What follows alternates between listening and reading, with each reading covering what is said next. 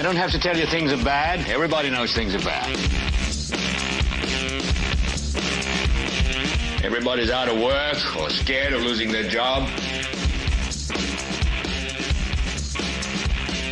The dollar buys a nickel's worth. Banks are going bust. Shopkeepers keep a gun under the counter. Punks are running wild in the street, and there's nobody anywhere who seems to know what to do, and there's no end to it.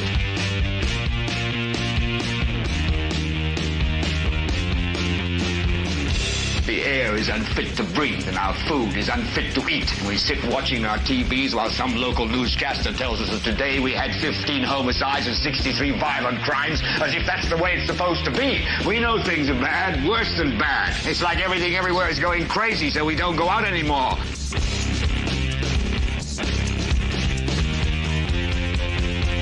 We sit in the house, and slowly the world we're living in is getting smaller, and all we say is, please, at least leave us alone in our living rooms. Let me have my toaster and my TV and my steel-belted radios, and I won't say anything. Just leave us alone. Well, I'm not going to leave you alone. I want you to get mad. I don't want you to protest. I don't want you to riot. I don't want you to write to your congressman because I wouldn't know what to tell you to write. I don't know what to do about the depression and the inflation and the Russians and the crime in the street. All I know is that first, you've got to get mad. You've got to say, I'm a human being. God damn it. My life has value. So, I want you to get up now. I want all of you to get up out of your chairs. I want you to get up right now and go to the window, open it, and stick your head out and yell, I'm as mad as hell, and I'm not going to take this anymore. Well, hello there, ladies and gentlemen. I hope you're doing well. Welcome. This is the Political Spotlight. I'm your host, Kristopher H. Bilbrey. This is the 242nd episode. This is being recorded, live streamed, and broadcast to you live on YouTube, Facebook, Twitter, X, and I don't know if we're on Rumble yet. And then it will be simulcast from there afterwards on all major podcast hosting sites. It will be on Apple Podcasts, Spotify, TuneIn, iHeartRadio, Radio Public, Amazon Music. You can say, hey, Alexa, play the Political Spotlight, and you will get us. That will be live, of course, directly following the end of this live broadcast. You can also find us on the home link, and the home link will be the Political Spotlight, all one word, no spaces, .fireside.fm. So check that out if you cannot follow this entire broadcast. If you have to do the rest of it in the morning, you got to do it on the go or whatever. That is a way that you can check us out. Hey, if you're here live, we would ask that you please do us a favor. That's all we ask. We give you this content for free. We don't ask you to pay money on Patreon. We don't ask for a whole bunch of nonsense at all. All we ask is that you watch. If you're watching live and you're on YouTube, we ask that you comment right over here in the live comment box. If you're watching on YouTube in the future on replay, we ask that you comment in the comment box below. Other than that, all you need to do, if you feel like it, is subscribe. That's fantastic. That doesn't cost you anything. Once you subscribe, you'll be able to click the bell there in the middle so you can set up the notifications for when we go live or drop other content. And listen, if the last 2 weeks have been any indication of how the rest of this election season is going to go, and probably just where we are in the world from this point forward, I would highly suggest you setting up the notifications, because yes, this part of the program, the live Political Spotlight commentary that we do nightly, Sunday through Thursday at 9 p.m. Eastern, you always know when that's going to be. That's Sunday through Thursday at 9 p.m. Eastern. But with everything going on, you never know when we might pop in early. We might pop in another day. Hell, we might go live twice in some day. We might put out static videos or shorts. So that will probably become important as we continue moving along. And then, yeah, of course, the only other thing that's important is share the show with everyone you know. Spreading by word of mouth is the biggest and best way that you can help us. All right. So, you guys are in trouble. All of you. You're in trouble. Somebody, the whole lot of you, played hooky last night. I don't know where you guys were. But I was here doing a broadcast and talking and had points and all of that. Now, I realized about halfway through it that I was on the couch in my underwear, not in the studio, not in front of my camera, didn't have everything going on. Kate was doing her thing, and you guys weren't there. So, I don't know whose fault that was. I'll take the blame, I guess. No, it wasn't. We weren't live last night. I'm kidding. We were not live last night. It was me. We weren't on. It was a whole big thing. But we are here, and we have a lot to discuss tonight. And one of those things that we have to discuss tonight is something that I am still... Ooh, look, it's done. It's already done. Man, I was really fighting. Oh, no. Tell me I didn't do it like that. I did. Oh, stand by 1 second here, folks. So while I'm doing this, I'll tell you the story. When we were here last, I was like, hey, we're going to change some things because of this new audio format that we're doing. I'm going to have to take some time and tell the audience what I'm doing from time to time. I might have to take a little time and be like, oh, by the way, we're getting ready to read audience questions, and we're going to do this. I said that, and then we got into the episode, and I didn't do any of that last time. Matter of fact, when I edited the beginning and the end and what I needed to do to send the last show to the audio platform, I found out that I actually did worse last show than I did before.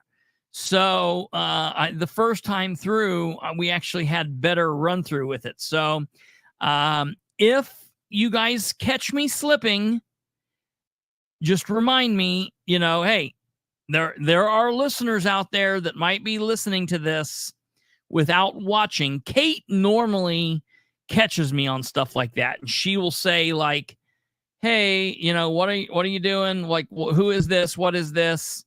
And she's pretty good about adding in that extra context or telling me to add it in. But if you guys catch me slipping, let me know. And if you guys are commenting and it seems like I'm kind of spacey-eyed, not looking at your comments, and maybe you're talking directly to me at the moment, you guys that are commenting in live time during the broadcast, it's because I'm not on the screen and I cannot see what you guys are doing. Give me 1 second. I'm downloading a picture that we need, and we will get that. I downloaded it, but I had messed up. Oh, now we're done. So I hope you guys had a good Monday, a good start to the work week. Listen, again, it doesn't matter what side of the political spectrum you are on. It doesn't matter who your guy is. It doesn't matter who your guy is in this presidential race. It doesn't matter, whether you wear the red letter or the blue letter. That doesn't really matter. I feel like the last couple days have it's been a day. It's the last couple days have been a thing, It's kind of been we've taken the hit, It's been a rough couple of days. I just feel like, it's a lot of drama for everybody to take in. And so I feel like everybody just needs to kind of like shake it off. You know what I mean? Because it's been pretty heavy, but and I feel like it's going to be heavy for like a little bit more, a lot of bit more probably, but we'll get through it. Realize, number one, you got to tell yourselves, people, don't get so worked up. Listen, this stuff's important. And a lot of the rhetoric is important. And there are things that, can change for the better or the worse, depending on who and what and where you are and what your beliefs are. But at the end of the day, we have to realize that politicians, and I don't mean this, I'm not saying this to put in mind anybody, don't go do any harm. I'm not saying this. I just mean like, we are the people. We are the people. Politicians aren't people. Yeah, right? I choose to watch Sharks and Food Channel. Is it Shark Week? Is it Shark Week? Holy crap. That's what's wrong with everybody. We're not getting enough sharks. I don't know. Maybe I'm just screaming that out there in the world. Maybe people don't know that. It used to be a thing on the Discovery Channel. They would do Shark Week. Do they still do that? Or has reality TV, even on Discovery Channel, taken over for Shark Week? I don't know. I used to love Shark Week. Last week was Shark Week. Okay. Well, that's good. Okay. Yeah, I've got to upload these couple pictures here and we'll be ready to roll. I just need to let my spinning beach ball of death go away. There we go. It's gone off the table. Well, ladies and gentlemen, tonight's episode 242, or whenever you're listening, the episode number for this show is 242. The title is Big Wheel Keep On Turning. And yeah, I know that's, listen, I don't need to explain to you. You know that I'm a music guy. I know what it's about, and it doesn't really fit what we're actually going to be talking about, but I just like it. That's the first thing that came to my mind. There's a story that they tell cops hear all the time, being law enforcement, and that is the moment that you are gone, the moment that you're out of law enforcement, whether you retire or you just move on to another career, or God forbid you're fired, that all of that copness about you, while it's still in your brain and you still feel it, your life inside the department ceases to be, and everybody else is still running about doing their thing, saving the day, cheating on their families, going out and busting people's heads open, making arrests, being the good guy, being the bad guy, whatever the deal is. Okay. And so that's just how that is.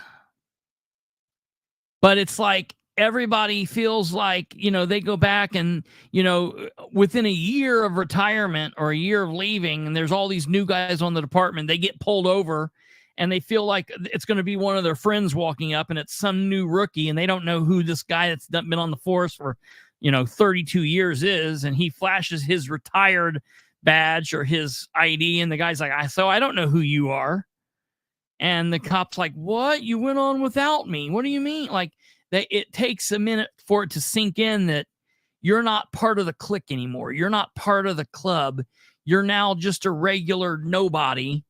And the thin blue line has went on without you. But that's so true for like everything, that's what they always tell people. I see the meme that floats around on social media every now and then. It's like, if you drop dead tomorrow, your work, they might send flowers to your funeral. 2 or 3 of your closest friends might come to your calling. Your family's going to be sad. Your family's going to grieve, but your work's going to replace you in like a day or 2 days. Someone's going to put their crap in your office. Your work don't care about you. Your wife and your family is going to be upset, and time moves on, and then they go about life, and life moves on. And so that's kind of what I wrote in the description of this episode.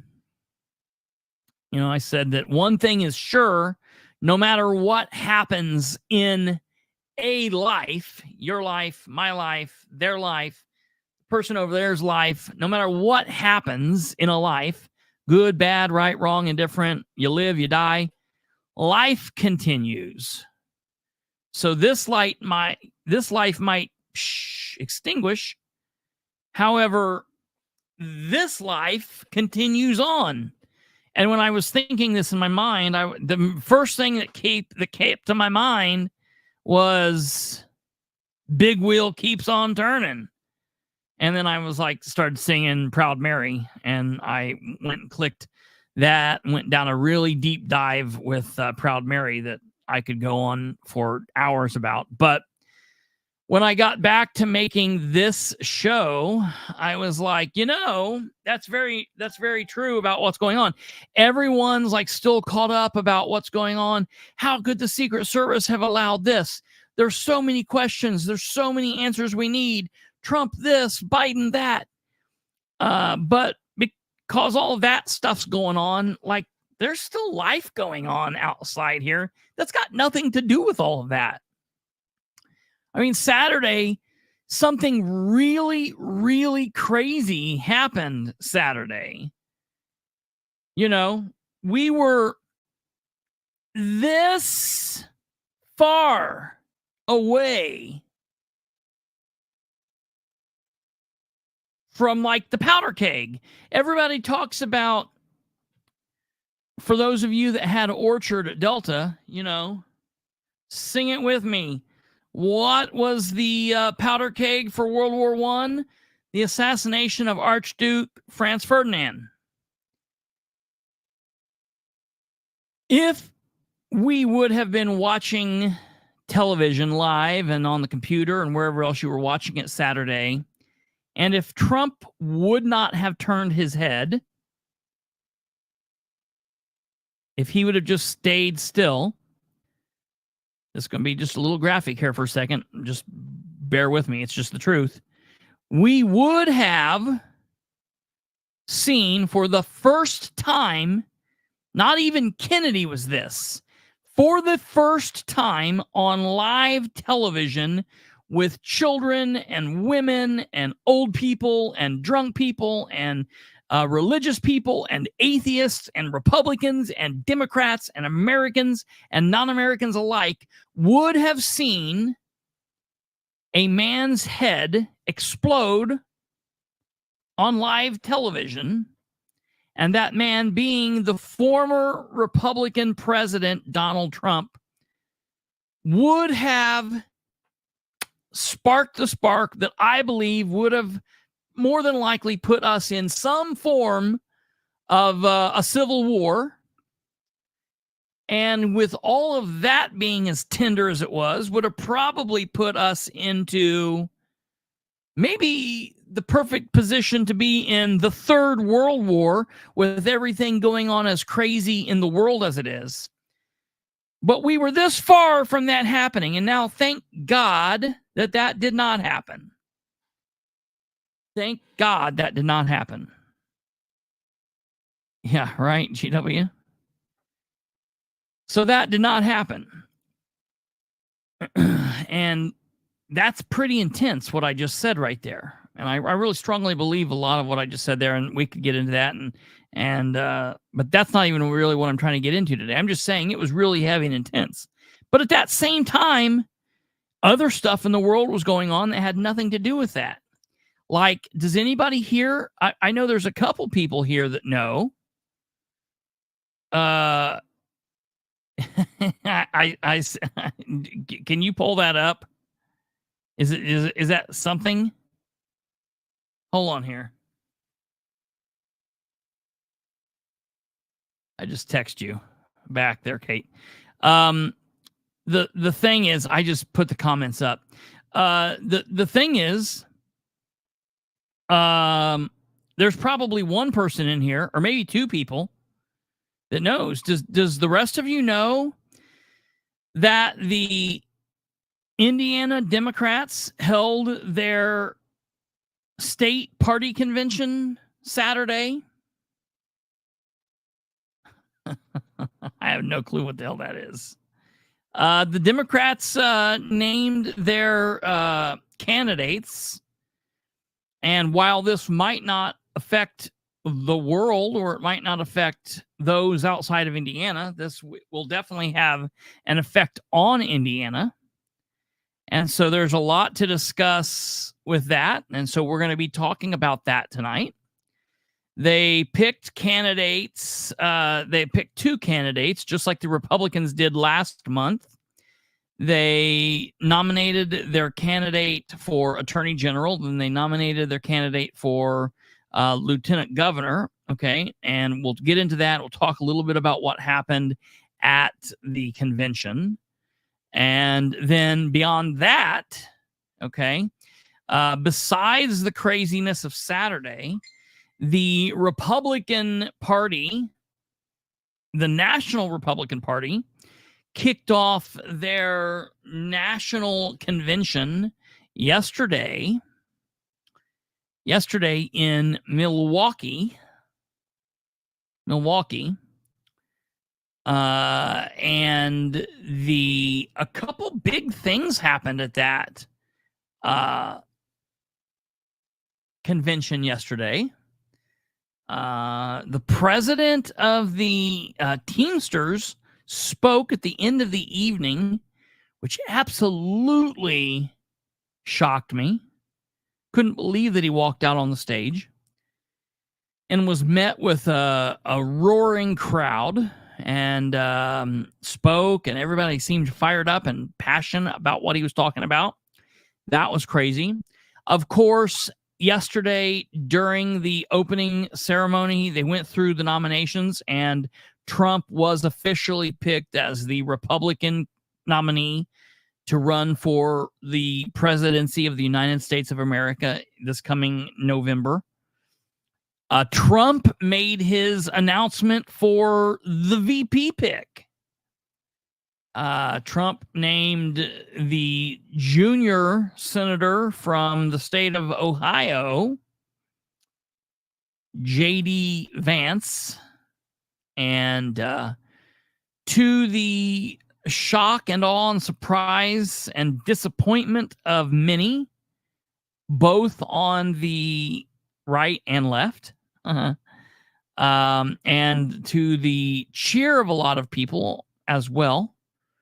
So that happened. And then, of course, besides that, there's also been what's been going on here in Muncie and beyond. So, I think a lot of people get mired down in, the details. And, I kind of did that same thing too. You get sucked into watching. All right, CNN. Okay, Tim Pool. All right, I want to watch Glenn Beck. Okay, now I'm on MSNBC. You're flipping back and forth, and you're just, getting sucked into the watching the news constantly. And it's like, oh God, I got to get out of there. I gotta turn that off. Get out of that. Yeah, I would have liked Vivek. Me too. I was really disappointed to hear today that Tony Katz, a guy I listen to quite frequently, a conservative talk show host out of Indianapolis, said that if Trump really wanted to show unity, if he really wanted to show unity at the convention this year, he would offer Pence a spot to speak. And I did this. I tweeted back to Tony publicly.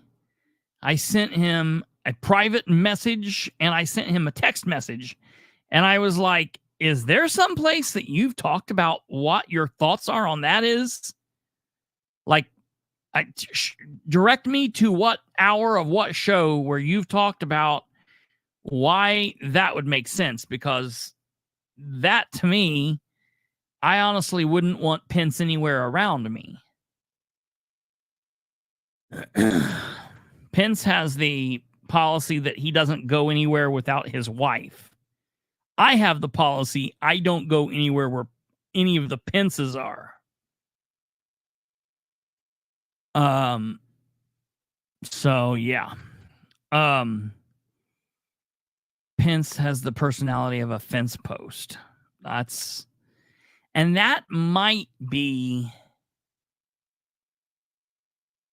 That might be actually giving him some. I mean, that might be giving him a little too much. I don't know.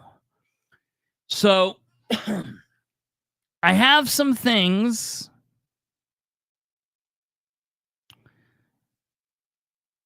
that I'm going to talk about Trump. Hold on here. We've got breaking news. Hold on. We have official breaking news here, folks. Stand by 1 second. Let me find this.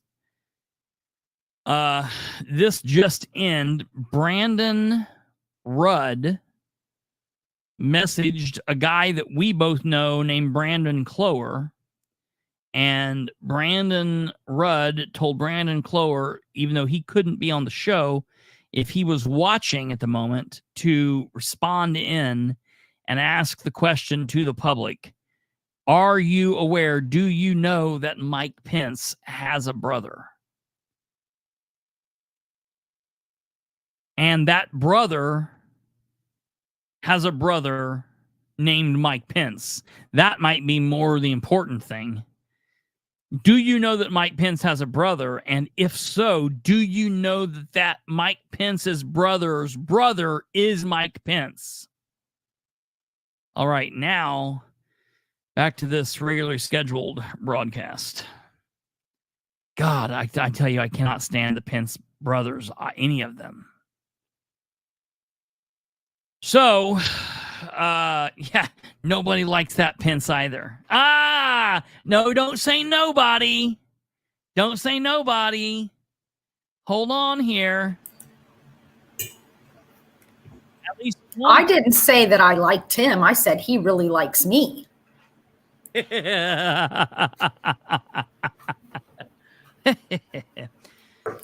had to interview him for the newspaper a couple of times, and his campaign was notorious for not talking to the press. Talking to anybody, yeah. And I got him to call me on a couple of occasions to get responses to campaign election results. Yeah, he did. He liked me. He did talk. I'm sure it had nothing to do with the fact that I showed up to one of his events in a very short, tight little white dress. Right. That's Mike Pence's brother, who's a brother to Mike Pence, liked Kate and would respond to Kate and nobody else. But that is a serious thing. Yeah. So I said, I never said that I liked him. I said that he liked me. Ryan says, what's happening right now? Haven't you ever heard anytime the Pences talk about each other? They always remind everybody that they have a brother. Like, I love my brothers. I've got 2 great brothers. And I talk about them periodically, but I don't, every time I talk to someone, I don't be like, hey, did you know I've got a brother?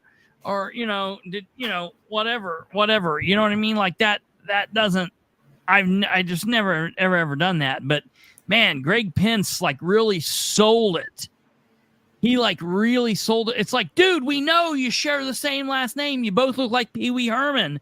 Clearly, you guys like, you could be the same person. Yeah, we know. You don't have to tell us every time you speak. I don't know. It's just something that bothered Brandon, and amazingly, it bothered me. I can't believe it never bothered anybody else, but that was so annoying. So yeah, that's that. Okay. I just wanted to make sure people knew. You pulling me up here with? Yeah, I know. Nobody likes Greg Pence. Oh wait, what? Hey, no. Yeah, I know. I did you dirty there. That was yes, that was a joke. You did do me dirty there. That was not nice. That's that. That was my fault. I'm sorry. I'm going away again. Okay, that's fine. All right. Okay, so back to the show now, for real. I've got some things about the, unfortunately, about the Trump assassination attempt, some of the news that's come out in the last day or so that I want to talk about, but we're going to do that at the end of the show. That way, the people that want to hear it will stick around, and the people that don't want to be bothered with it at the moment won't be bothered with it, and we'll get to everything else. I think that's interesting. I would love to hear that conversation between Charlize and Pence. That would be very interesting. On the down low, I thought she meant, no, that's hilarious. I thought you meant like at the BMV. I read that like she was talking to him at the BMV.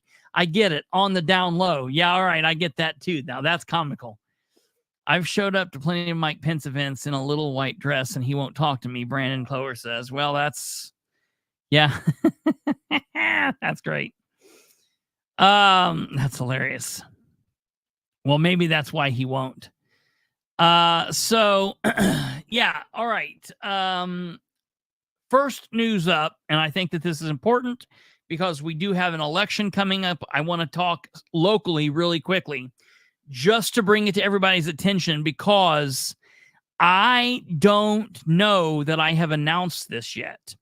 The recount for Delaware County's at-large election is scheduled for, by court order, Tuesday the 23rd. Tuesday the 23rd of this month. That's a week from today. A recount team made up of a Republican from the local area, a Democrat from the local area, and then a Republican county clerk from outside of Delaware County will be on the recount team. It will take place in the Delaware County building, the old Delaware County building that is at 100 West Main Street, and the public is allowed to attend. It will be being held at the same time as the next upcoming Delaware County Council meeting, and so, that'll be a little wishy-washy. We will be live streaming the Delaware County Council meeting here. I will be in attendance at the live recount, and I will be recording static the recount. It's important that we live stream the council meeting, and maybe when the council meeting's over, we could go live if it's like been dragging slowly. I don't know exactly how long this is going to take. The last time I was part of a recount, I would have been 13 or 14, and it would have been my grandmother's recount when my mom's mom was getting a recount because she had lost by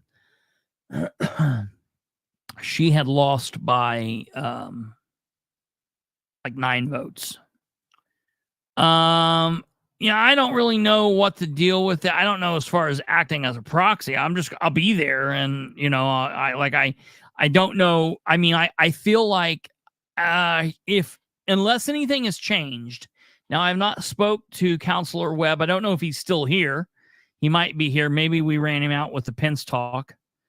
But if he is still here, maybe he can respond.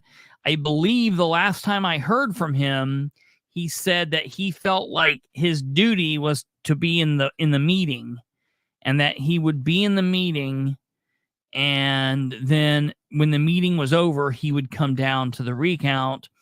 But that if anyone, like I'm going to be there. And, that's that. Now, I will tell you, as far as, it changing the election, I want to be very clear. Every time I've talked to Ryan's not said anything about like, oh, we're going to overturn the election. We're going to, Ryan is just writing it out. He wasn't going to do it. The citizens told him he should. The citizens put forward the money, and he said he would do it because they put forward the money. So, 63 votes in an election where there was question whether they say the numbers were there or not, where there was questions, where there was over 63 votes, the precinct 90, where there was, a question about that, and there were at least 100 some votes there. Listen, I'm not saying he's wrong. I would have recounted as well. So that's that. Now, Stumblefoot asking about the public comments in the meeting. First of all, we're talking about the county building, so that's got nothing to do with what the city has done.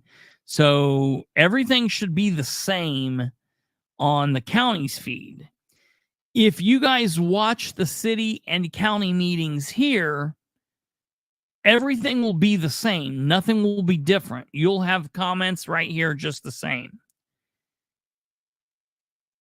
Tonight, something strange happened. The Muncie city government was supposed to hold a park board meeting at 6 p.m.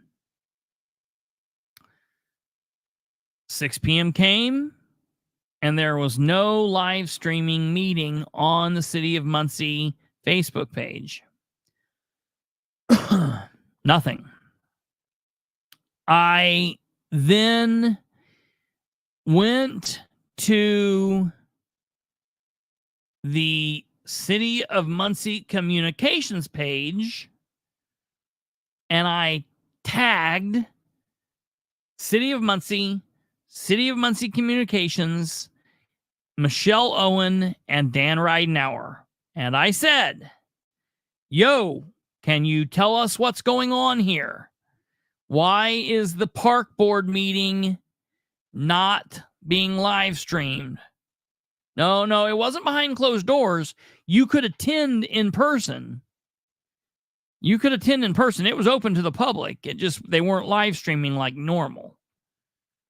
See, until 2025, they don't have to live stream. That goes into effect in January of 2025.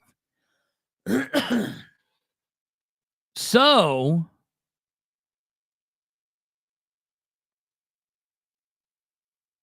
after that happened, nobody responded to me. Of course, they don't ever answer my questions. They will never answer my questions, ever. I mean, it's ignorant that they do this. Instead of responding, the next thing I noticed is they put up a link that had a meeting on the Muncie City Communications page. When I went there, when I clicked on it, well, let me show you what happened. I will show you guys.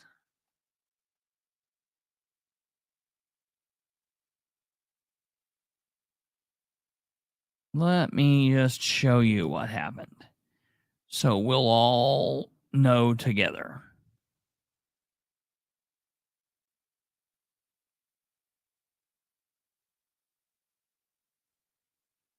Yes, that is absolutely. If you're homebound, you don't get to see the meeting.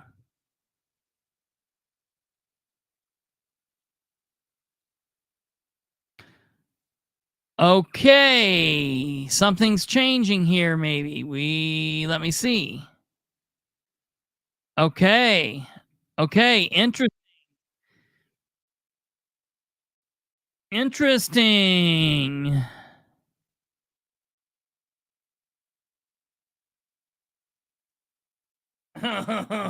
Okay. So we see what's going to happen here. Man, the city of Muncie's really getting dirty. I'm so sick of this bullshit. Kate, I'm going to send you a link. Can you put this link up real quick? I'm going to, or not a link. I'm going to send you a picture. I didn't send that to you. I sent it to myself. Hold on. God, I'm so sick. Okay. Did I get rickrolled? I wished. All right, I sent you that picture there. So, something different has happened. We'll work through this slowly. I'll let you know how it first happened. So, when I asked the question to the city of Muncie, the first thing that happened was I said, "Hey, you know that you're not live streaming on the page?" On the City of Muncie page, you're not live streaming. You're not live streaming there. You're not live streaming on the communications page. What's happening? And nobody responded to me. Well, then I see something that popped up on the City of Muncie's communications page, which looked like this.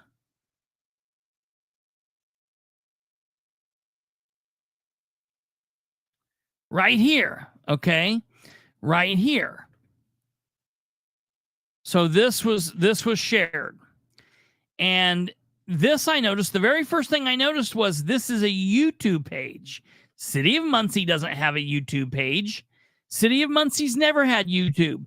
They live stream to Facebook, and that's how everything's there. So I clicked on that blue link up there, just like my YouTube link. I clicked, and this is what I got.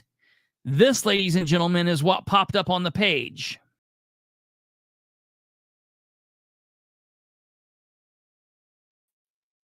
A picture that says, "This video is private. This video is private. Playback ID, PXCK, da. Okay? And I clicked on it from mine. I clicked on it from my computer. I clicked on it from several different phones. I knew other people were trying to click on it and not being able to get it. So I went back to the City of Muncie and I shared this picture and I said, "What's the deal? Furthermore, respond to me. Don't just do some other action that doesn't do anything. Respond to my question," which they didn't do. However, when I just pulled it up here to show you all live, this happened.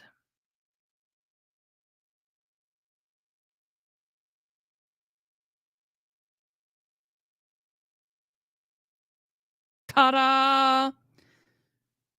A YouTube page popped open. What? So here's what they've done. Let me explain to you, ladies and gentlemen. The same organization that live streams for the Delaware County government, Endpoint Creations, live streams for the City of Muncie. The City of Muncie has always live streamed to YouTube, back up. The City of Muncie has always live streamed to Facebook. There's been Facebook comments, and it was right there on Facebook, easy. Delaware County always live streamed on Facebook. And then, out of the blue, some jackass, I don't know who, had this vision to stop live streaming the county to Facebook and to start live streaming it to YouTube. And what that did was screwed up a lot of different people. It screwed up a lot of different folks. And you know what? Ever since the county has done that, fewer people watch the videos live because they just don't know it. They didn't know it. They never made any announcement. They never said, hey, we're going to YouTube. Here's the YouTube. They don't self-promote. Hey, if you can't go to the meeting, watch this, watch this. I scream it from the rooftop. But they don't do anything because they don't give a damn, because they suck, because they're not good people. So now that the city has created these 2 pages, which is a nightmare, tonight now, ladies and gentlemen, we notice that after the park meeting is over, after everyone's gone, after everything's said and done, now this is up on YouTube. So now, ladies and gentlemen, I believe this is probably, we'll have to find out. But I bet you $1 million, because the city of Muncie didn't have this YouTube page. Look, they've got 47 subscribers. Only 47 people subscribe to the city of Muncie's page. They don't even have enough subscribers to go live on YouTube. They have to video it and then post it. I'm going to tell you that if we go to the Muncie City Council meeting or the Board of Works meeting tomorrow and they don't live stream that meeting, I am going to blow a gasket.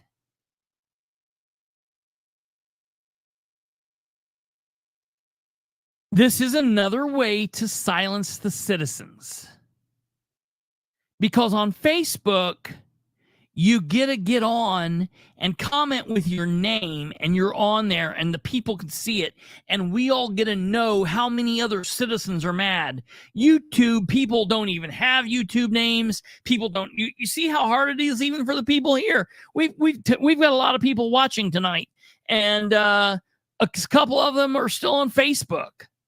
It's hard for people to get over to YouTube for some reason. People just won't do it. They don't like it. I don't know. I don't get it.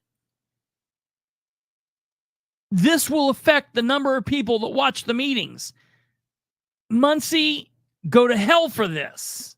Shame on you.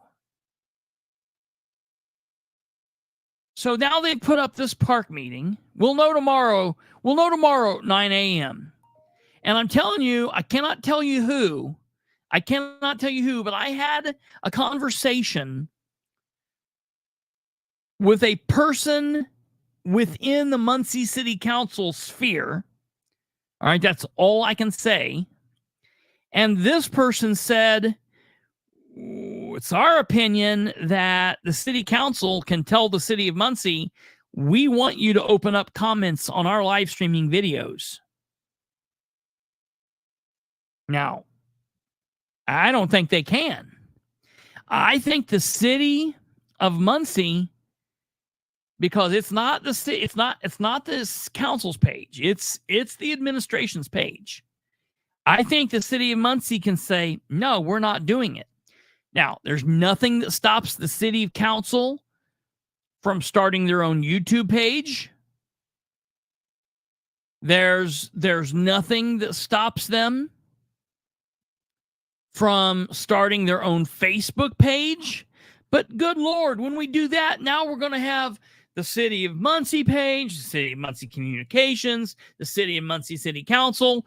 Look at what your administration is doing to the communication and transparency.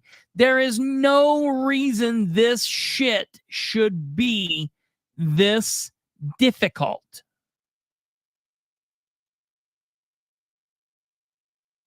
No reason, man.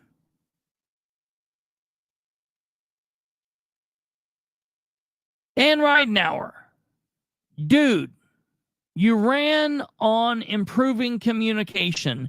What is this? So we're not going to go all through this park board meeting. I didn't know this was here. Let's click on the City of Muncie page. Let's see what pops up. Did that pop up for you guys? Yeah, okay, it did. So what is this?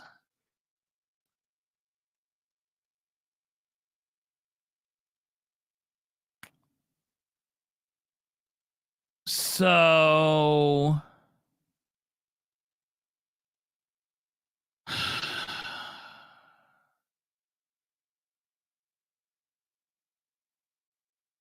I mean, they just randomly put up videos. Look at this.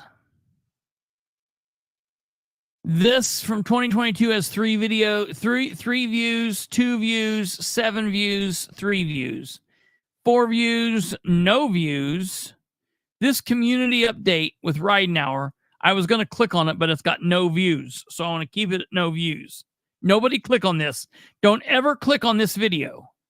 September 14th, keep it at no views.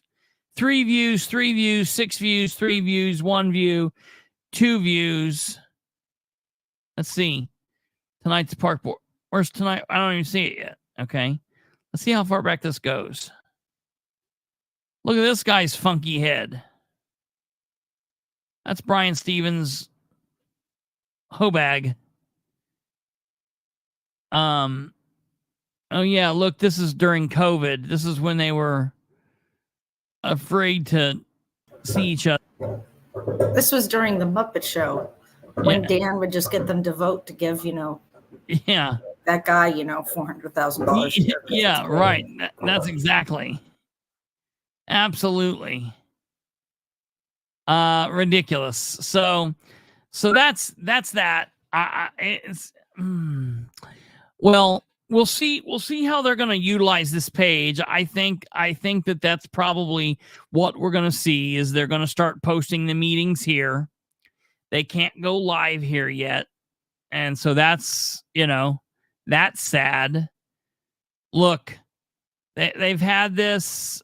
They joined on February 10th, 2020, and they've got 3,657 views, 60 videos, and 47 subscribers. And are you for real? Who does that? Their handle, their YouTube handle, like my handle on our page is it's youtube.com/@thepoliticalspotlight. Theirs is City of Muncie 675. Did somebody not know? Did somebody not know that it was 765? Did they fat finger 675? Are you kidding? Feels like a concerted effort. Absolutely it is. This is horse shit. And the fact that there are literally people in the city of Muncie right now sitting there with their thumbs up their butts saying, well, Dan's doing a good job. Dan's doing a good job. Look at all the houses he's put in Muncie. Dan's doing a good job. Dan's not appeared anywhere in public for the last 3 months. If he's doing such a good job, why is he hiding? Why can't you get into City Hall?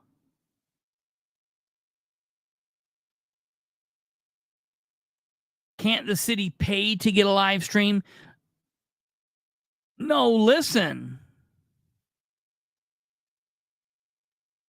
No, not YouTube. You can do it for free on Facebook. They've been doing it for the last forever.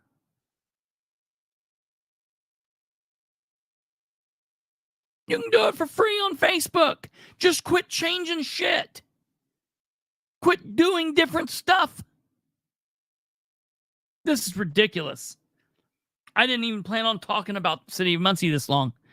This is frightening, and people have got to let them know that this is not okay.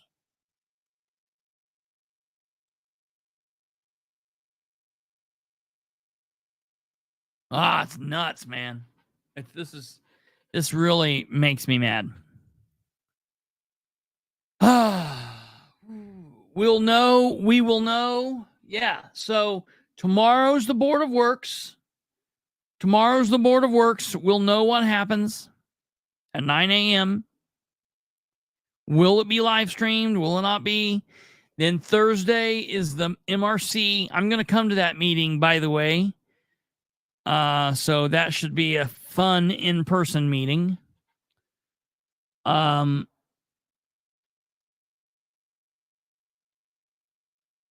don't know. So, okay. All right. Now, ladies and gentlemen, let's move away from Muncie for a minute, because I do want to get back on topic. Yeah, you can get into City Hall after Dan goes home. That's good.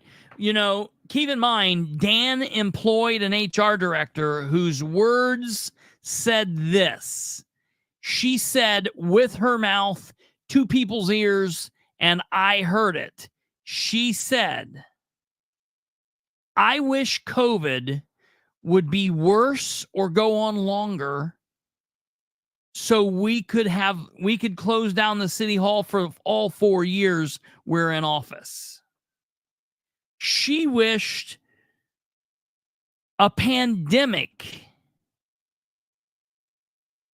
that was literally killing people would continue to go on so she didn't have to deal with the public.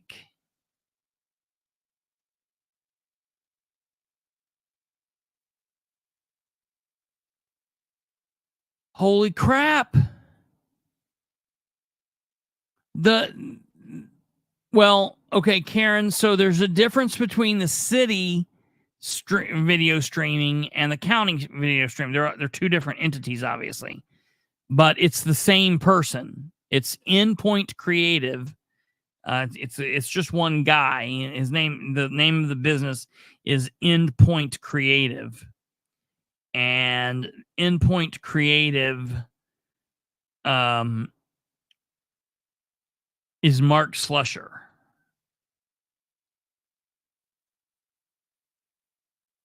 And so now,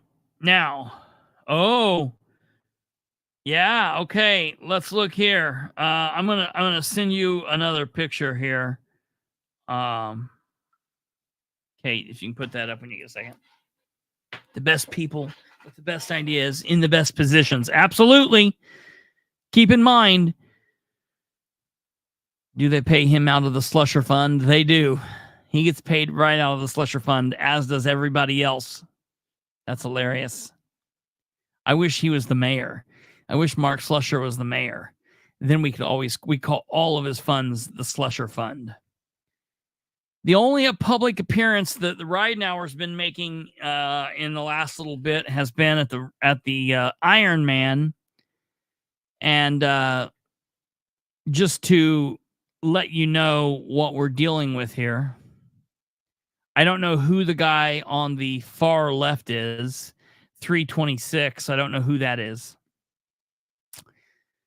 But Dan Ridenhour is 4020. He's number 4020. He's second from the left. Matt Wegley is in the middle. The Muncie woman, and I got to tell you, I'm tired of hearing her use that moniker. It used to be fun and cute, and she's as bad as the rest of them in my book now. I've got no use for her really at this point. She can't do her damn job. I got no use for you. 321. That's the Muncie woman there. That's the communications director. Next to her is her fiance, boyfriend, the Green Goblin. Dustin Clark. Now, it doesn't look as if it doesn't look as if he was actually part of the team. I think that's just a shirt, because while Wagley is dressed and not in his bike attire or whatever, I've heard, so what it looks like to me is she was her own person. Okay. Adam Small, Muncie police officer on the left. See, you're out of there and you don't know anybody anymore. I tell you, the big wheel keeps on turning. All right. Yeah, it is. It definitely is, E-Jack. Definitely. So the Muncie woman here. It's definitely what, dear? A lost episode of the Parks and Recreation. Yeah, I get you. Good get. I prefer a platform that backs the First Amendment. Wagley participated. So the team, the Muncie woman runs as her own animal. She does the swimming, the biking, and the running all on her own. She's her own triathlon person. Ridenauer does it as a team.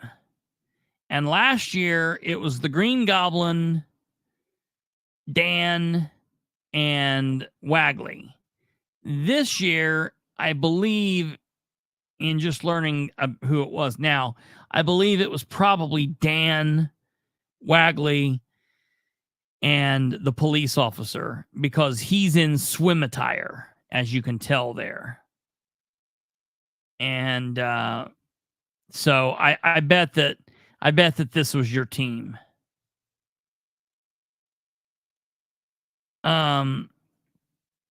No, he showed up to cheer on the team. He showed up to say, all right, guys, he's back at work. He's good. He's part of it, man. He's in it. So he's in it to win it. Showed up to be a good, what's he watching there on his phone? Like to blow that up. That looks a little suspicious. What does it say? Hub. Well, oh, okay. Anyways. All right. So, yeah, that's that. I don't know. We got some questions. She and Adam did the entire event. Mad respect for both. 70 miles, 7, 8 hours total.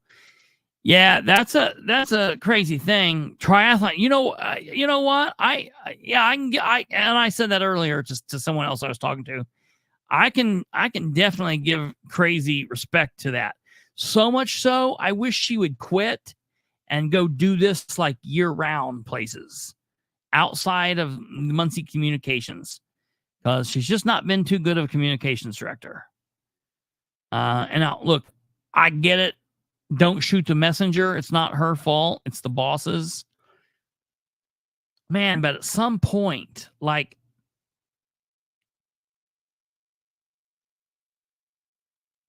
I can't get him to tell me whose idea it was. I don't understand this. After 4 years of being in office, where you say you've had a great 4 years and everyone loves you, after being reelected, the day after the election, you block one of your loudest critics, Kristopher Bilbrey. You block me, Dan Ridenauer. You start your term, and then 7 months and 10 days into that term, out of nowhere for no good reason, you block the community that you live in from being able to communicate with you. So much for meeting the citizens where they are. You know, so much for that.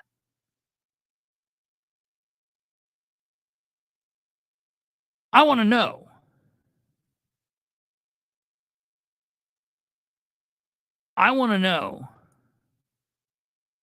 Was it her idea? Was it Slusher's idea? Is it Ridenauer's idea?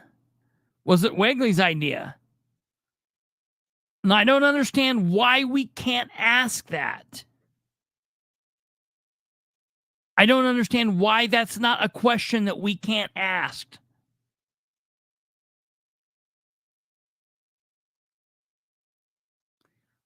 You know what? I'm fine with him training. I'm fine. You know, being mayor, you don't have to be in office. Like, it's not a 9 to 5. I'm fine with him training.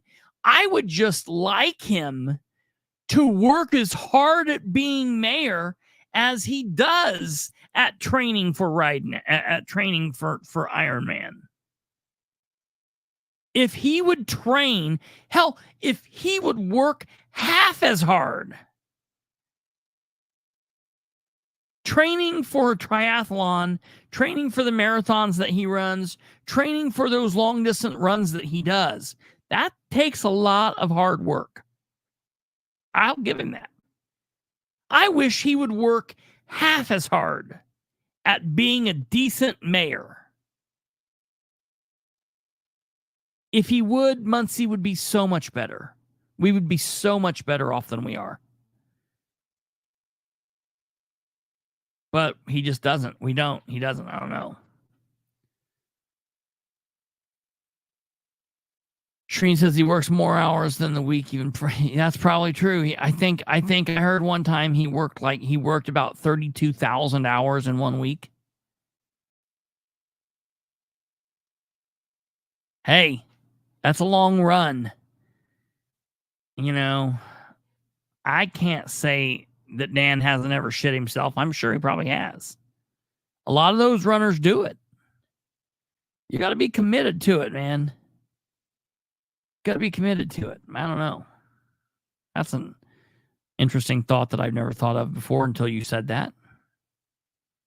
That's a good, that you might be right. You might be right, Charlize. Not positive who was third. I thought it was Dustin, part of the he might have been. He was last year. You might be right. I'd like to know that. You know, I figured that they wouldn't do that since it being so close to the whole thing, but they might have just said to hell with it. They might have just said, do it. We don't care. Thanks for that, Charlie said. All right. We got to get away from Muncie. We got more Muncie later this week, folks. That's just some stuff. All right. So now in state of Indiana news, I want to tell everybody, because I was talking to my grandparents earlier. So down the side of the screen, it's the right hand side of the screen to me. Yeah, it's the right hand side of the screen to you too. Okay. We've got the political spotlight along the top. It says the political spotlight. Y'all see that? So then it says Bilbrey, Rudd, Thornburg, Sunday, Thursday, 9 p.m. Eastern. And it's got the little political spotlight with spotlight. Okay. See it? Look, I'll get rid of me for a minute.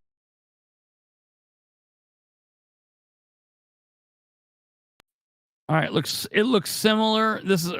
For the listeners, I'm talking about our background on our screen here. Sorry. Might even cut this out for them.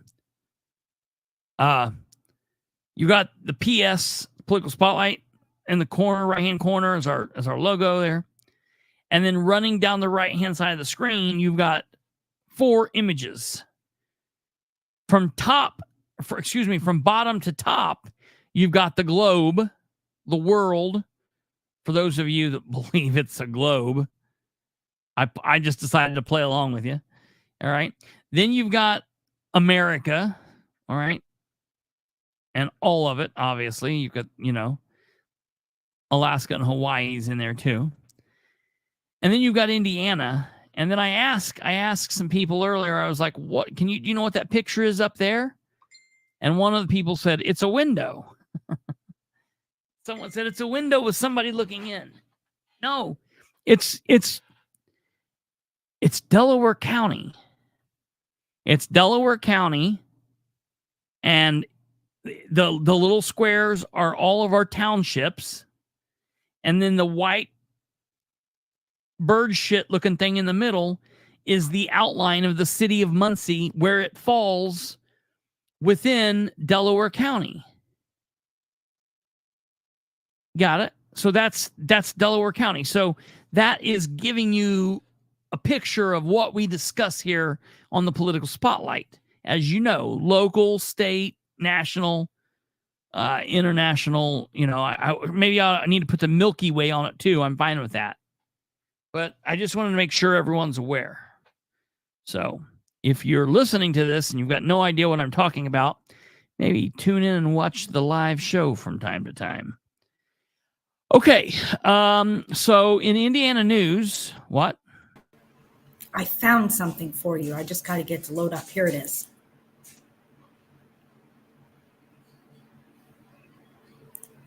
It says Ironman 70.3 yesterday was the hottest temperature event I have ever run.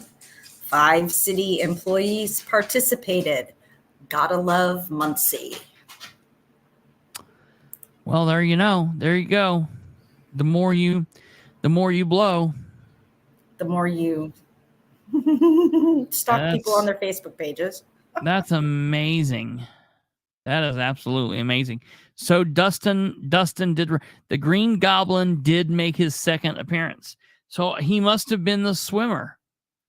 He was the swimmer for last year. So he must have been swimming. He must have been the swimmer. Hey, the Bible talks about the firmament, man. Yeah, I got to believe in it. The Bible talks about it. So it is what it is. Hey, listen, I've never been to outer space. They do a lot of stuff in the movies, man. I've seen dinosaurs eat cars. So yeah, I gotta believe that they could do a lot of stuff. You know what I mean? That's a whole nother show, a whole nother episode. Hey there, Alva. See you, Alva. Thank you for tuning in. Have a good night's sleep. They canceled Iron Man 1 year because of the heat. I remember that. Yeah, I don't think this has by far been the hottest. That's nuts. That's nuts. All right. Anyways, Indiana. So Saturday, some political happenings and news occurred Saturday. Have you all heard this? Last Saturday, the 13th. The Democrats got together and the Democrats, they gathered in Indianapolis. Now, I want to know why the Democrats convention didn't look anything like the Republicans convention. The Republican convention looked like it was like a big to-do.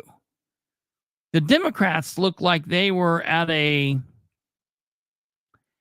insurance conference in the Midwest. They just had a breakfast and they were going to listen to Mike and how he's sold the most insurance this year. It was just real crazy. I was like, get in there, give us a big to do. That being said, like Alva, not with Alva. Well, good. Hey, no, stay here real quick. You just got to hear this. Don't go yet. So just really quickly, there were contested races in basically the 2 races they had. The Democrats did pick Destiny Wells. She is now the Democrat nominee. She's the Democrat candidate for Attorney General. And I got to tell you, ladies and gentlemen, I know Indiana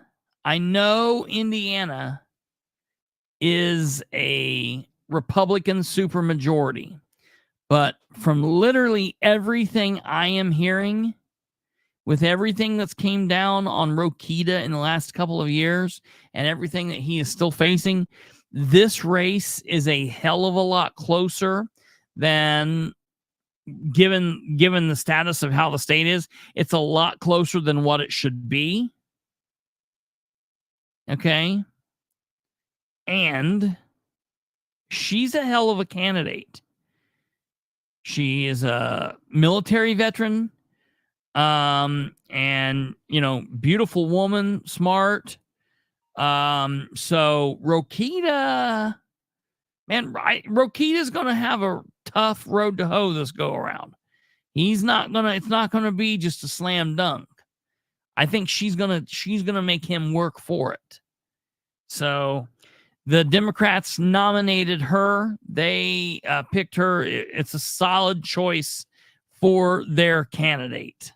And so that is their candidate for Attorney General, We now have a solid race there, and it's neck and neck from everything that I'm hearing from my sources down in state government. Onward to their lieutenant governor race. The Democrats picked Terry Gooden, Democrat nominee for lieutenant governor of Indiana. Woo! And ladies and gentlemen, I've got to tell you, he's just about as controversial to the Democrats as Micah Beckwith is to the Republicans. There are a lot of Democrats that are like, this is not our guy. This is not who we wanted. Yada, yada, yada. The establishment was like, you know. And so there's a lot of talking. Now, I feel like after the Democrats named him and after the bitching went through, I will say I feel like the Democrats at the end accepted him better than the establishment accepted Micah. And we're going to get to that in a minute. We're going to talk about that. So your your Democratic ticket for he does look like a magician. That is hilarious. And for my next trick, so your Democratic ticket for governor and lieutenant governor of the state of Indiana is Dr. Jennifer McCormick and Terry Gooden, longtime Politico in Indiana. He's currently in state government as a representative.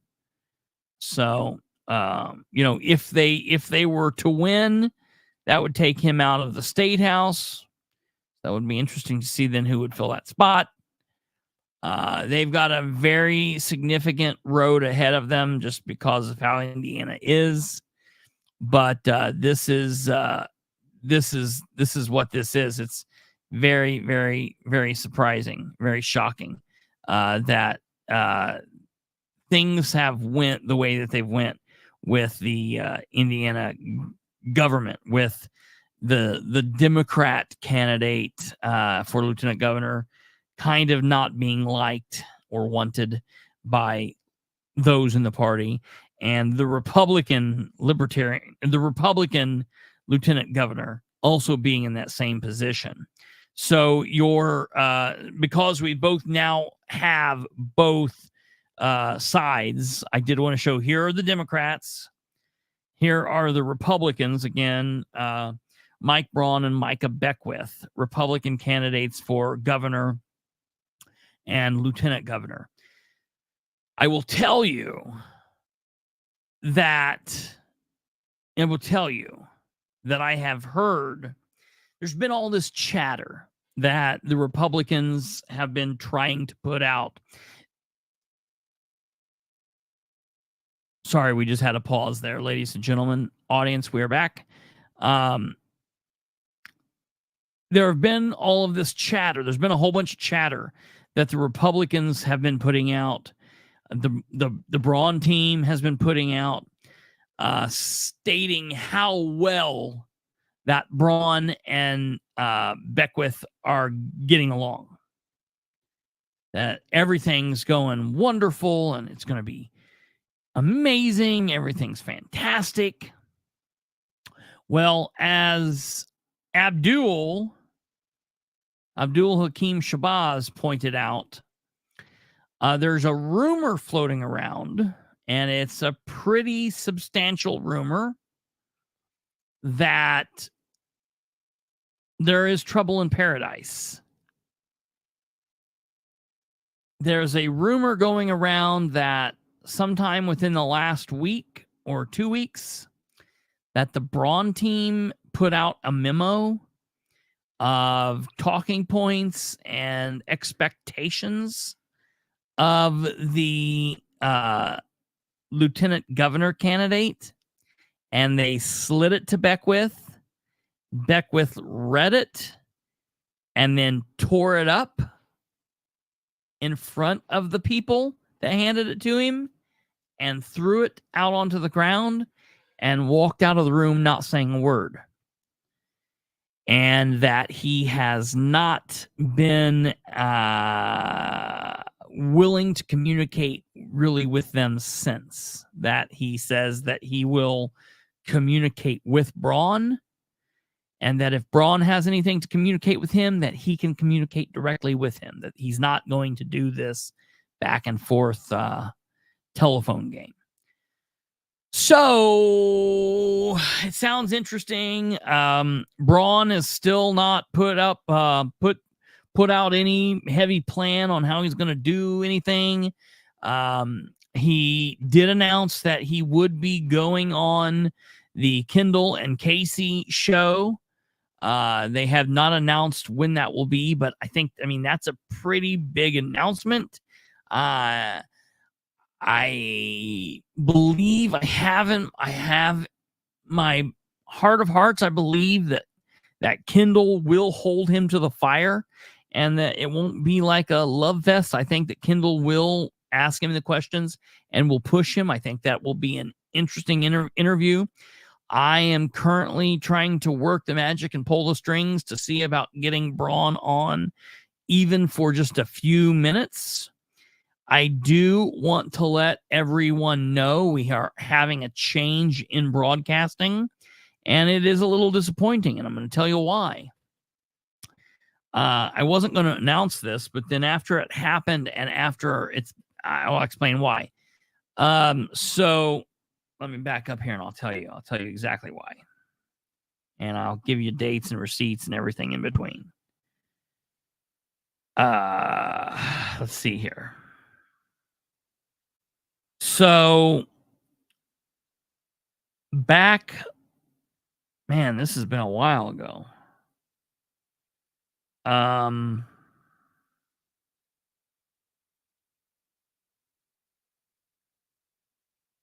Okay.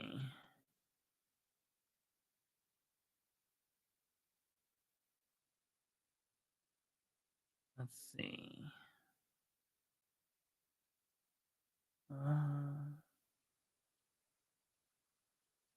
Nope, that's not it.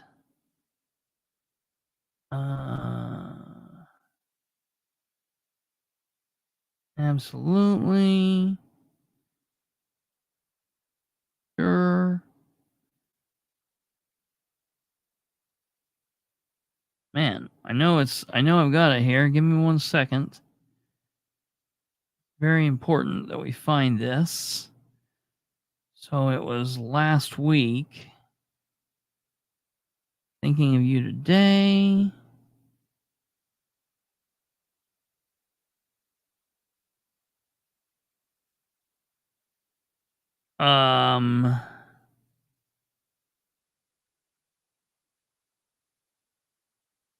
Not it.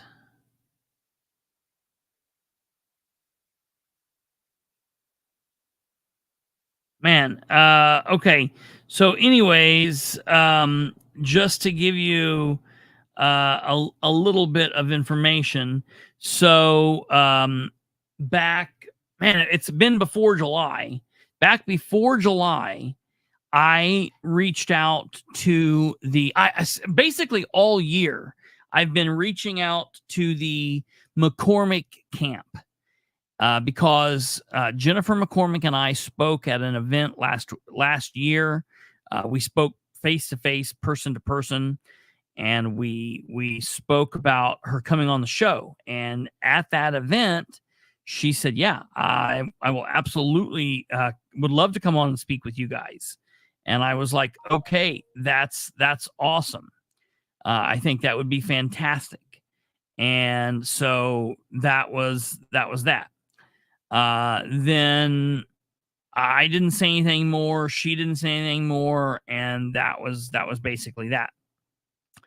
At the beginning of this year, when I knew that, yeah, she was definitely running. She was, it was going to be a big thing.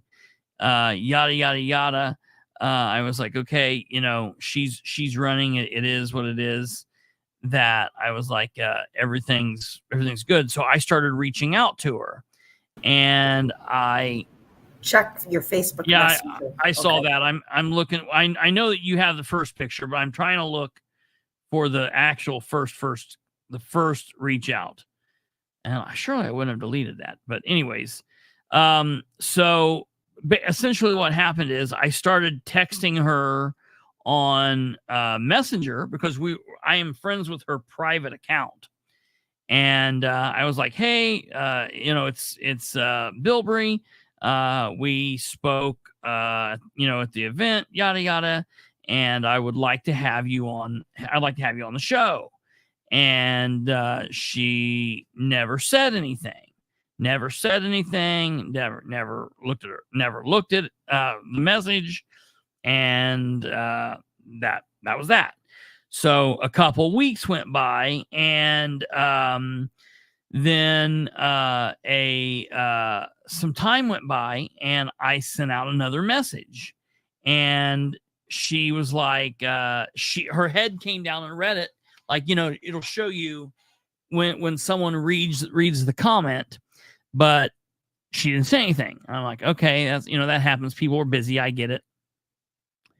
So I kept doing that. Ever so often I would respond, hey, would you like to come on? I do it like once a month. So finally I said something on this program. And when I was on this program, probably this was like in June, I was like, if anybody out there has access to her, like I'm trying to reach out, and it's like she's kind of giving me the cold shoulder. And, we've had Rainwater on, we've had Beckwith on, and I would like to give her the opportunity to come on and talk, see what she's got to say, and go from there. And so basically, we did that. And then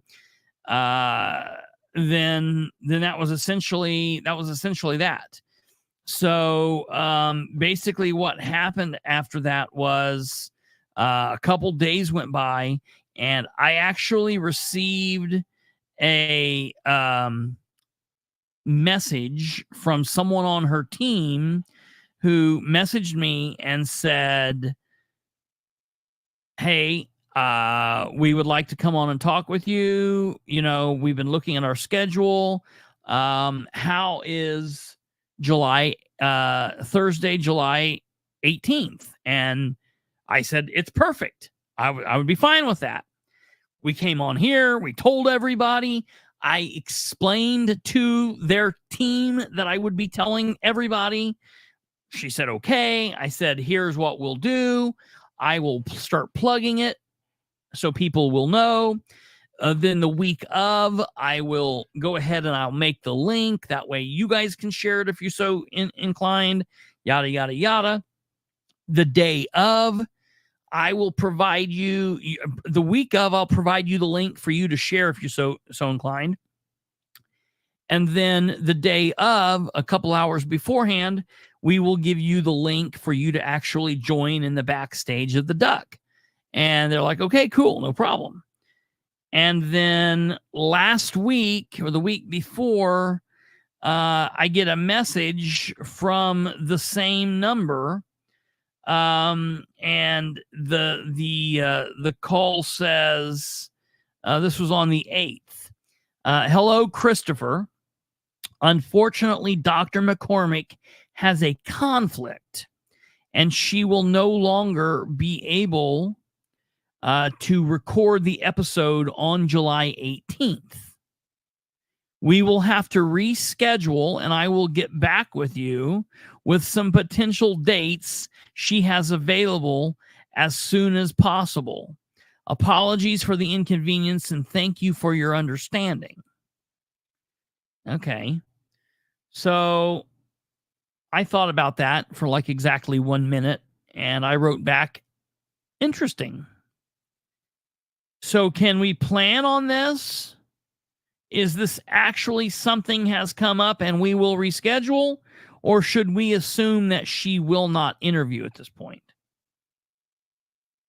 And I sent that out like 3 minutes later. And then like an hour and a half later,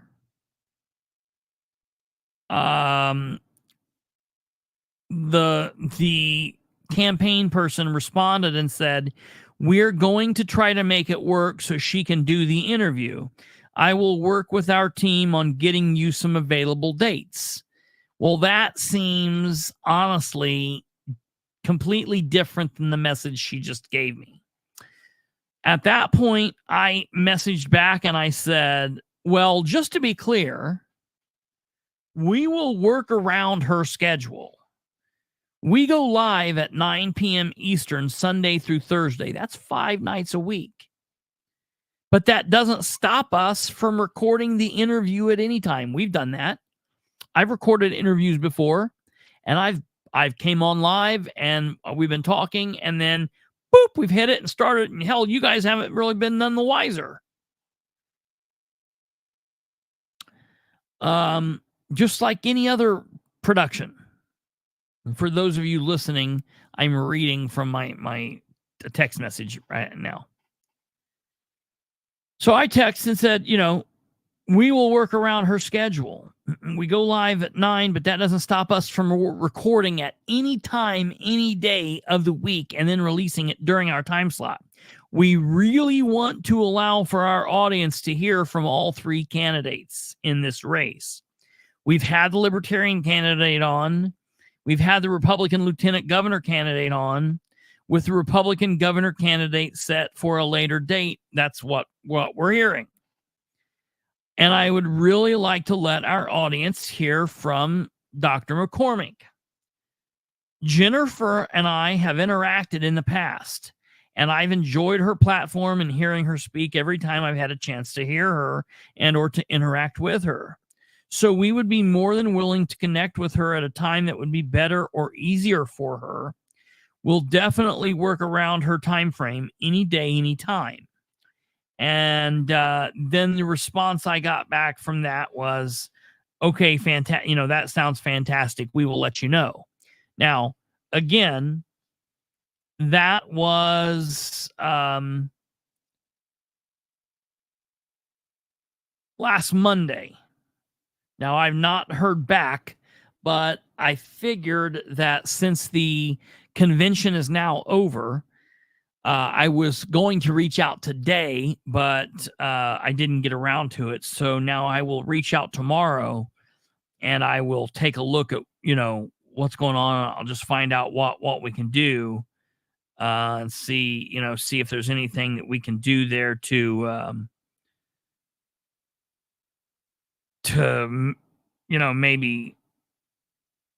maybe see what we can do. Oh yeah. Okay.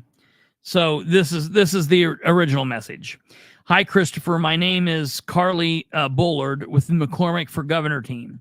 I just called, but I was not able to leave a voicemail. I'm reaching out regarding a request for Dr. McCormick to appear on the political spotlight. She would be delighted to do this. She has the availability for July 18th. Please let me know if this works for you. Thank you so much. Looking forward to hearing back from you. And I responded back to her on that message with within an hour, a couple hours. I said, sorry for the missed call. Sounds fantastic. Generally, we go live at 9. But I even told her there we would be willing to work. So, listen, I've been doing this for a while now. And I rub people the wrong way. It's just what happens. I specifically have a large percentage of Democrats out in the world that are too stupid to listen. They're just too stupid to stop running their mouth. God gave you 2 ears and 1 mouth for a reason. Okay. But these people like Fred Davis and Annette Craig Kraft and Sean Byram and some of these people that think that they're holier than thou, Christopher Bilbrey, blah, blah, blah, blah. And so what I think has happened and what my fear has happened is some of the respected Democrats from 214, like, is there such a thing? got a hold of someone in the campaign, or Fred Davis got a hold of someone in the campaign and said, you don't want to do that. Keep in mind, ladies and gentlemen, I interviewed Dennis Tyler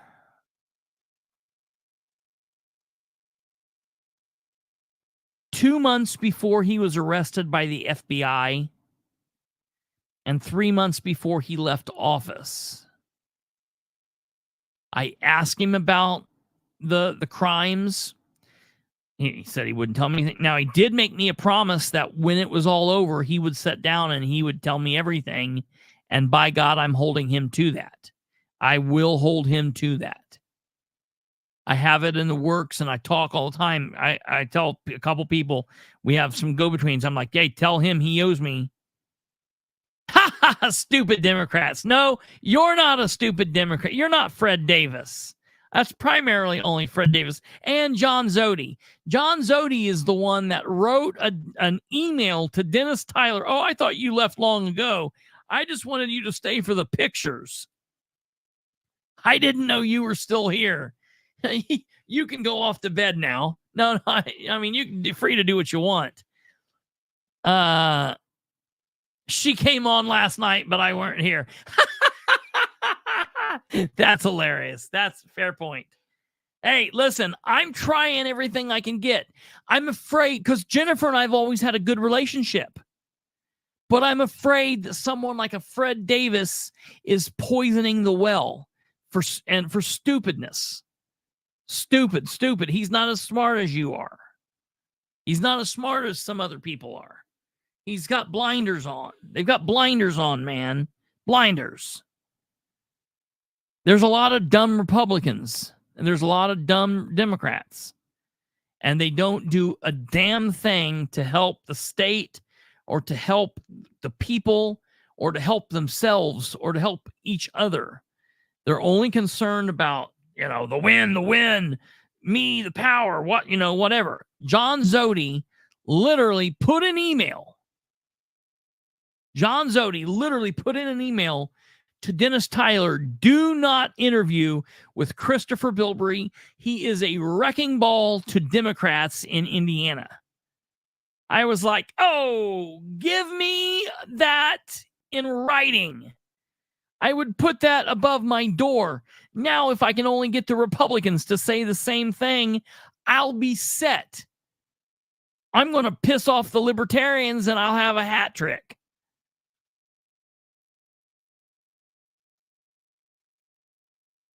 So, I keep turning the comments off. I don't know why I'm doing that. See, yeah, look right here. There you go. Put that up there. See, right there. There's libertarians. I piss Kate off daily, so there's your libertarians. We could do that. That'd be great. We could start being a little bit like Louder with Crowder and do parodies, and I could get naked and get on the chain and do the wrecking ball song. The thing is, we wouldn't need a wrecking ball at the end. I just need a platform for me to set on, and that would be it. So I don't know if we're going to hear from her. We were supposed to hear from her this Thursday. Today's the 16th. Tomorrow's the 17th.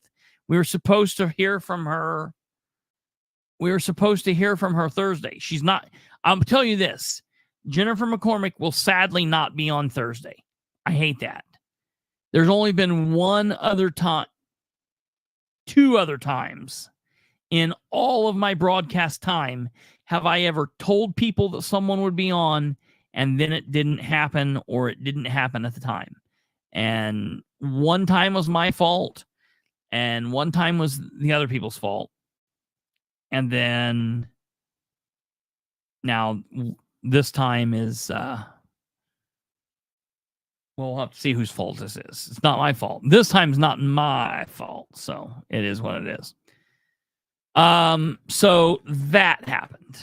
Okay. I told you what happened at the Democratic convention. Oh, also For those of you that like Mouthwash Podcast and stay up to date with what goes on with that, for some unknown reason, John, whatever his last name is, the Republican host there, who tries to play cool both sides, but he's a Republican running for trying to run against Andre Carson as a Republican. He showed up to the Democratic convention for some unknown reason. And he showed up and he wanted to be the one to introduce Bob Kern, which just blows me away because I don't know how that makes him a Republican in good standing. He wanted to be the one to introduce him on the stage to all the Democrats. They promptly threw him out. He was also there with Gabe Whitley.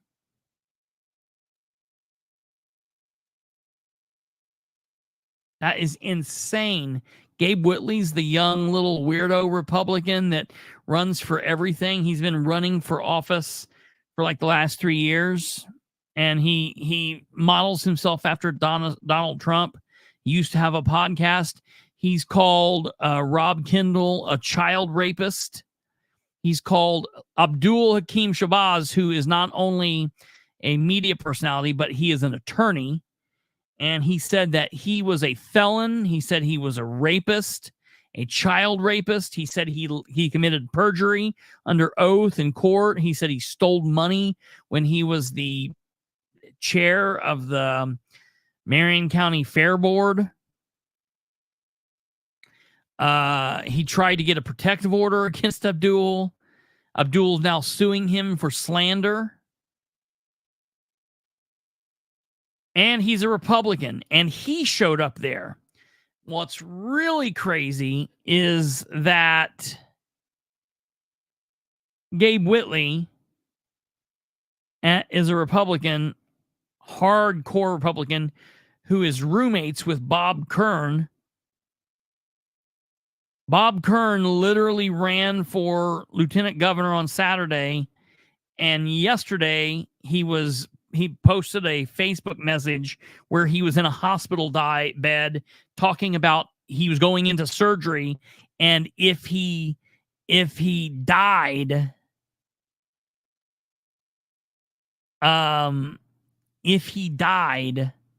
like he wanted to give his money to some person, but not till she was 18. They are the roommates living together under the Marion County Constable, who was elected to the constable's office, but who's currently in the Marion County Jail because she was possessing a gun that went against her parole. So these are like the shitheads of all of, it's kind of like Captain Planet, but it's like the shittiest head of the shithead Republican and the shittiest head of the shithead Democrats comes together, and when their powers unite, they make... I wanted to say something, but it's no longer the 90s, so never mind. Ace and Gary, is that who it was? Ace and Gary. And for those of you that know that, you can just keep that, laugh silently to yourself. Tweety Bird says, I detest candidates throwing those words around. Throwing what words around? I probably do too, but what words?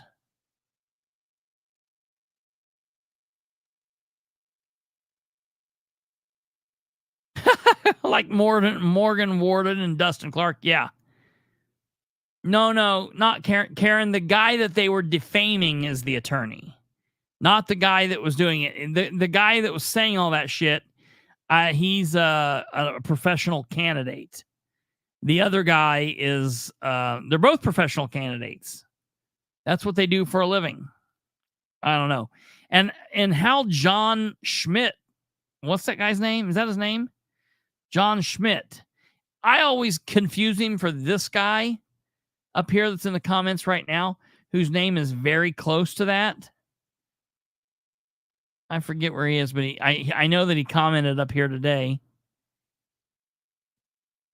I always confuse the two. I'm like, is that John Schmidt in this comment? Anyways. Oh, wait. Hold on. It's 10. Wait. Hold on. I can show you right here. I want to make sure you guys get a oh, and all I got to say is the other person involved with all this madness was, John, this guy. Yeah. I always get him confused. And then the other person in that mix of insanity was Cassie Jackson. I'm like, what kind of people is this? You've got a can, and you put a bunch of nuts in a can and you shake them out. You couldn't shake out a Gabe, a Bobby, a Cassie Jackson, and a John Schmidt at the all at once shaking if your life depended on it. No, it's not you. It's not you, I promise. It confused me. And when you first started commenting, I was like, what is going on? Cassie's invited everywhere. Not here though. Not to my house. I mean, I don't know. She might be a vampire. And once you invite a vampire in, then they can come in at any time, and it's bad. Listen, I don't know much about any of that crazy stuff, but I'll tell you this. Anyone hanging around Bob Kern and Gabe Whitley, shoo-wee. I don't know. So they were getting thrown out of the Democrat. They were getting thrown out of the Democrat convention, and everything happened. It was. So it is what it is. That's it for the Democrat convention. I had one more thing I wanted to say about that.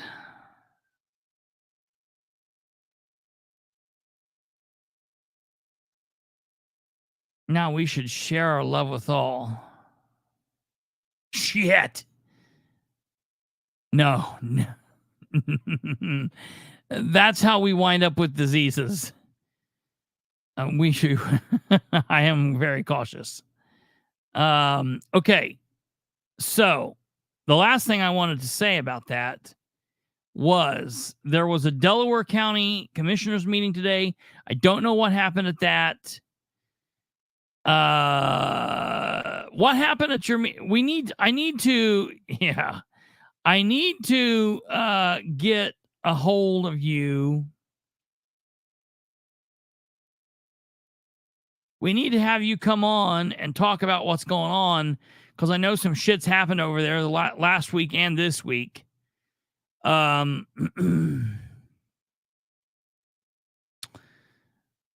The other thing, there was one more thing I wanted to talk about before we left. Let me find out. Let me go to the... Oh, no, the last thing I wanted to... Okay, yeah. So I told you about the Democrats. The last thing that I wanted to tell you... Sorry, folks, we froze. The last thing that I wanted to tell you guys was just what's basically happened in the last... Nothing's really happened in the last couple days since we last talked about the Trump shooting. Not really any much more is known about the shooter. Out of all of the human beings on the face of the planet, I think Rob Kendall said there are only 6 21-year-olds in the world not on social media, and somehow one of them just happened to be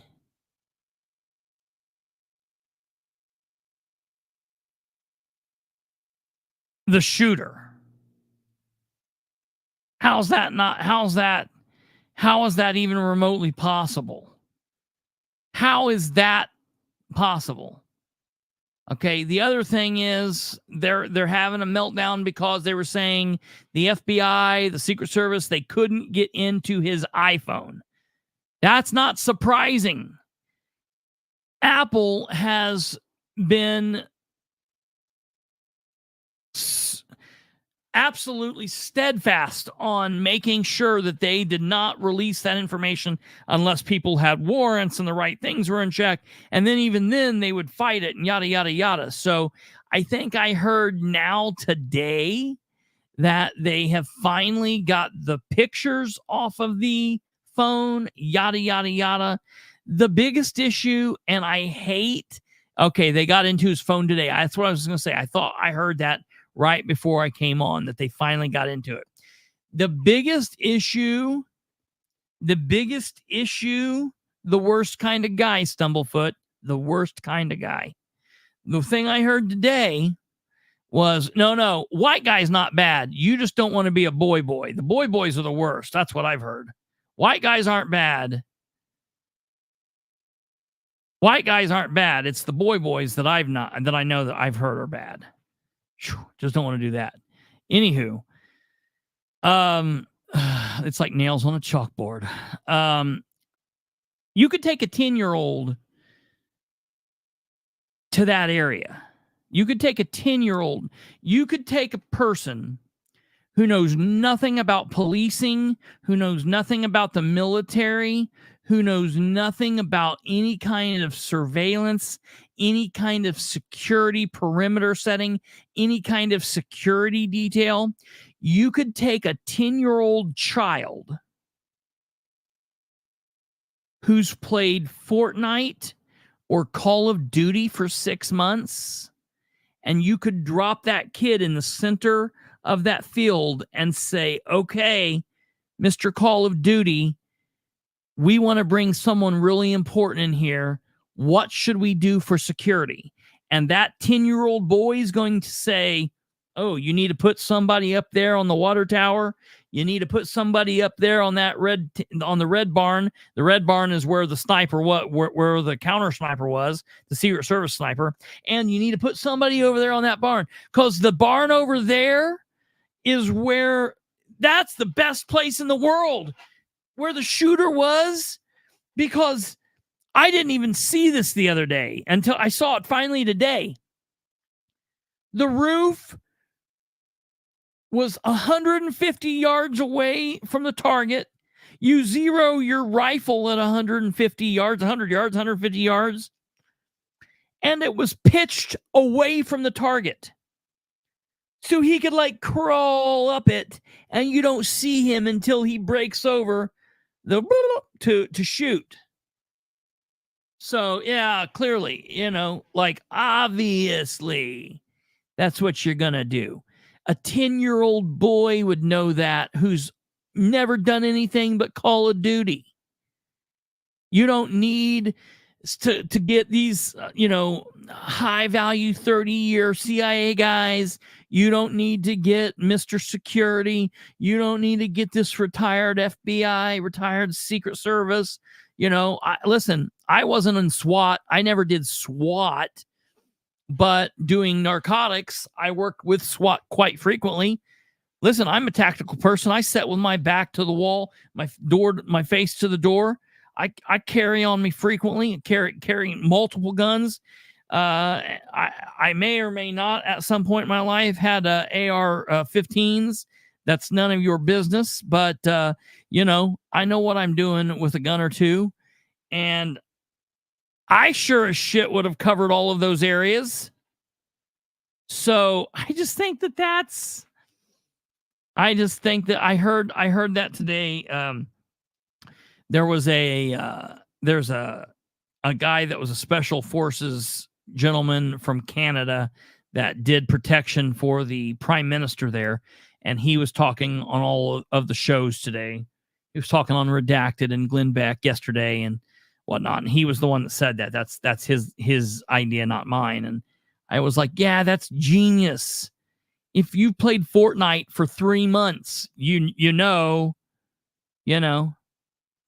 So just really crazy, folks. There's a lot of questions here, and answers are needed, because at the end of the day,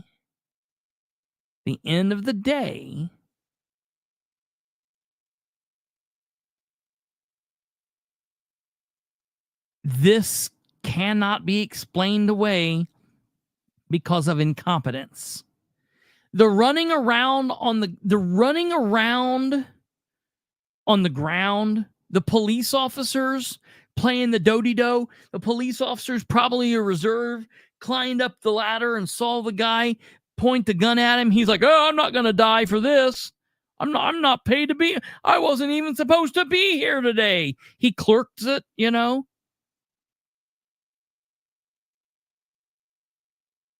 Do you hear the head of the Secret Service? They didn't put a person on that roof because of the slope of the roof, because of the slope away. That's dumber than shit. That's the best roof in the world. They're going to put that roof in the next Call of Duty game. You unlock a thing and it's a playable roof. Like, people want that. That's the best roof. No, they didn't have a team up there because the roof was sloped. You know, like the big red barn that they had people on. Yeah, the big red barn was sloped. Yeah, the slope's a problem. Yeah, unless it's a big red barn. It has to be a red building, and then the slope is okay. Slope is all right. Well, you notice, what I noticed was the slope was a lot less on that other roof. The big red barn was more of a slope. So, like, they needed to use all of these, you know, these high-tech muscles and shit to hang on. But the other roof was sloped at like it was sloped, but like it almost wasn't. So, like, you could have stood flat. Matter of fact, there's pictures of other guys standing flat-footed on that roof. Listen to my Indiana coming out. Hey, in passing, as we leave, I want to show you some pictures. Talking about Mike Pence's brother made me think about this earlier. I want to show you some pictures here that I think are pretty freaking amazing. These are pictures and video of my...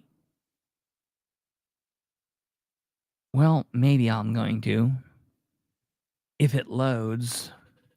Ladies and gentlemen, in the audio section, I'm trying to get Facebook to load. Stand by.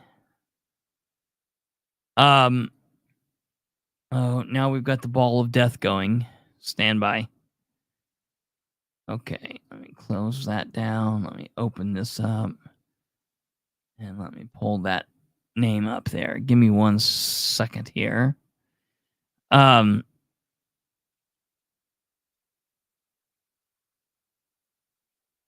yeah, look at this. This is crazy. Look at this crap.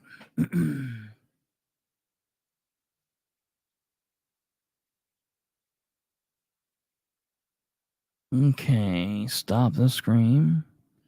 Shooter also doing. Yeah, I was it actually Act Blue, or was it another name? I thought it was actually another name, but same situation.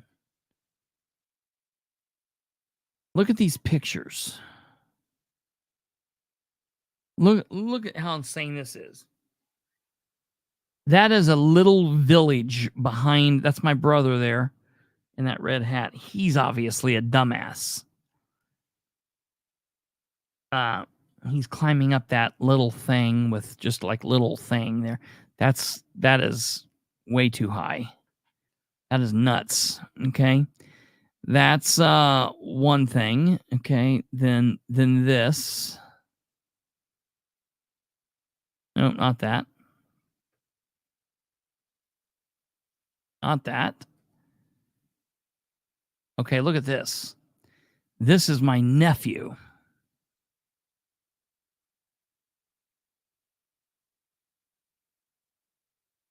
Okay. They are in the Swiss Alps. And he's walking on this like an idiot, walking on this 1-inch cord like an idiot. Okay. I'll let that get through now. All right, here we go. Here's on to the next thing. Okay, this is also my nephew hanging off the side of this mountain.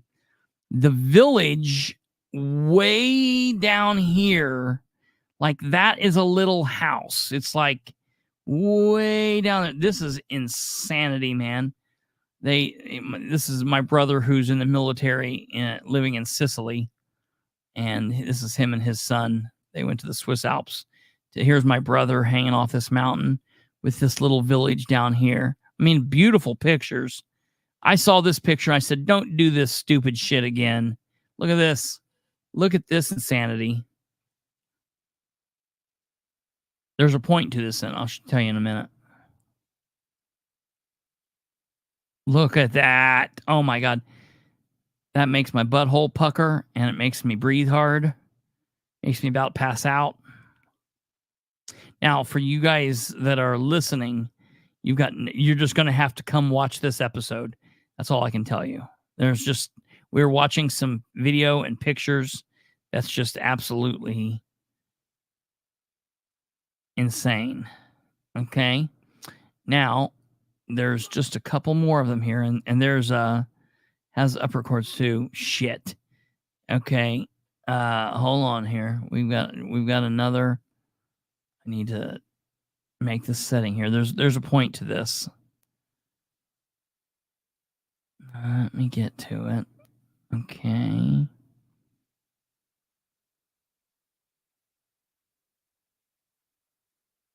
Oh, no, I think that's all. Oh, no, Andrew might have the rest. Sorry. Hold on. That was yeah, Andrew sent the rest of them to me here. Let me get this here. This is the one that I was like, you got to be kidding, man. You are seriously screwed up. Okay. So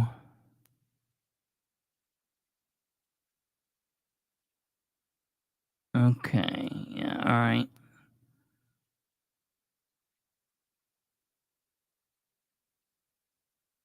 So here's this picture of Kane, my nephew, on this stupid thing again. And then here's this. And there's a picture of him doing the rope walk. Here's a picture of my brother with his safety harness leaning back. I'm like, dude, listen. The point of this message is this just proves how there are literally stupid people in this world. And man, I love my brother to death, and he's an amazing person. But what an absolute outright flippin' idiot! How absolutely insane is this? Why would you do that? He's one of those people, man. He's one of those people. I'm going to show you. This is the only picture that I was like, yeah, now we're talking. When in Switzerland, do the Swiss rolls. That's what I'm talking about. That is a rouladen. Okay, those are amazing. It looks good. They make them with flavored Bavarian cream in them. Oh, yeah, that would be good. And real fruit. Yeah, that would be good. We had some in Germany that were pear flavored, and the cake was pear flavored, and the cream was pear flavored. Oh, banana, cherry, strawberry, coffee. That's crazy. My kids used to have rouladen tasting feasts where we would go and buy one slice of each kind. Amazing stuff. They're delicious. That's crazy. That's crazy. No, Tweety Bird. They they have not trained for that. That's the reason they're stupid. They went on. This is a vacation. They went. No, they've not trained for that. They live on flat ground, like right here in the same state that I was. My brother lived with me, ran around, chased each other around the house. He's never done anything like that. Ever, ever, ever, never, never. That was his first time ever doing something like that.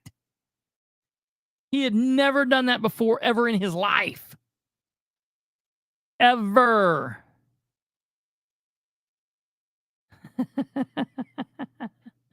No, I love it. I wish I had the guts to do it. I'm scared to death. I love it. I'm so proud. I'm so proud of them. They're living their best life. They've been in Sicily since they've been there about a year. He's in the Navy. Absolutely proud of his niece, or his daughter. My niece is doing this tomorrow. Well, right now. Matter of fact, they're probably waking up right now. There's 6 hours time difference. And they're not today, tomorrow is their last day there before they fly back to Sicily. But before they leave, she's doing this, and she's excited about doing this. I just absolutely love that they're doing this. They're having a chance to do this. Man, they are absolutely living life. Absolutely love it. It's fantastic. So I think it's awesome, and I am happy that they're getting a chance to do all of this, and it's amazing. He's got to make up for your flops. Hey, I've done some serious craziness, but it did not involve heights at all. I can tell you that. That to me, heights and spiders, bro, they are a no-go. I can do anything else. I'll fight 10 men with guns. I'm not crazy about going into a fire, but I'll do it. But you got a spider, or make me climb a ladder, all bets are off. I'm not going to do that. I would much rather shoot you and run away. So, all right, ladies and gentlemen, I think that's going to do it for us. I've got an email that I sent to Dan. I sent an email solely to Dan. I didn't put any. Normally, I don't do that. I normally send it to Dan. I send it to like several other people. I sent a straight email right to the account that should go to Dan. It probably won't. And I was like, look, we need to talk. Something is going on. I'm not getting record requests anymore. You guys have shut down there. What are you doing? So I will keep you posted on that. We have some records that we're waiting on. If I don't hear back from Dan by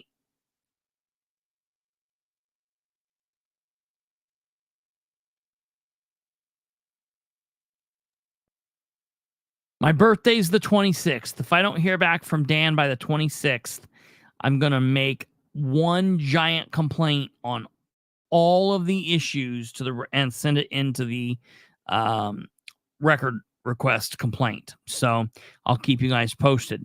I still have not heard back from Dale Basham.